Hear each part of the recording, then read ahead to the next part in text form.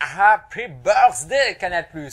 Avec son ton corrosif, ses choix cinématographiques un peu osés et son goût immodéré pour le sport, Canal+ va souffler cette semaine ses 30 bougies. En 3 décennies, la chaîne cryptée a connu des bas mais aussi des hauts. Regardez ce reportage qui va nous rajeunir, il est signé Julien Gall. Canal+, la dernière née de nos télévisions françaises, va arriver dans le paysage audiovisuel. Le 4 novembre 1984 était créé Canal+, la première chaîne de France dite à péage, c'est-à-dire une chaîne payante avec une partie des programmes retransmis en clair, gratuitement. Alors que le projet initial était une chaîne culturelle, soutenue entre autres par le ministre Jacques Lang, Canal+ est devenu au fur et à mesure des années la chaîne du cinéma et du sport, bien qu'elle se fasse rattraper actuellement dans le domaine sportif par beIN Sport. Après 30 ans d'existence, et alors que la concurrence se fait aujourd'hui rude, quelles ont été les grandes réussites et les gros échecs de la chaîne?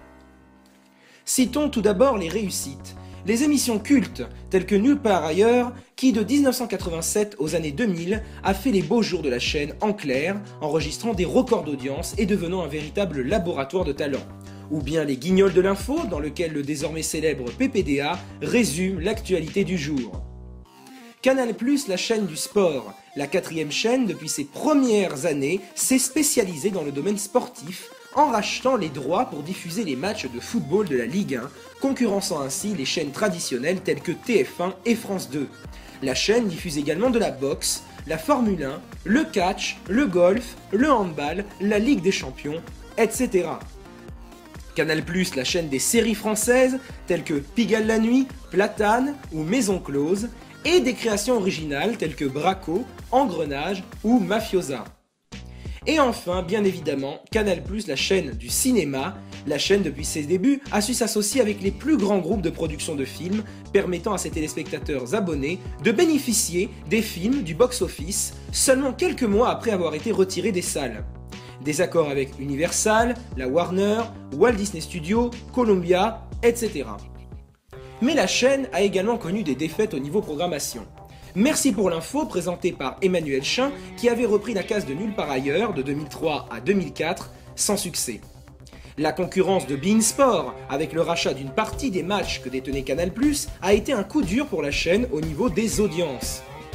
Nous ne sommes pas des anges, présenté par Maïtena Biraben entre 2004 et 2006, magazine féminin diffusé en mi-journée, mais qui n'a jamais su s'imposer sur la case.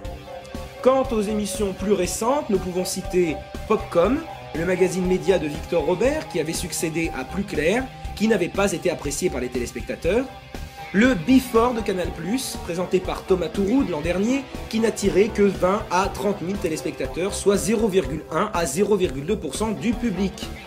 Et enfin, dernier exemple en date, la Miss Météo éphémère Raphaël Dupire, qui n'a jamais brillé au grand journal et a été retirée de l'antenne au bout de quelques émissions.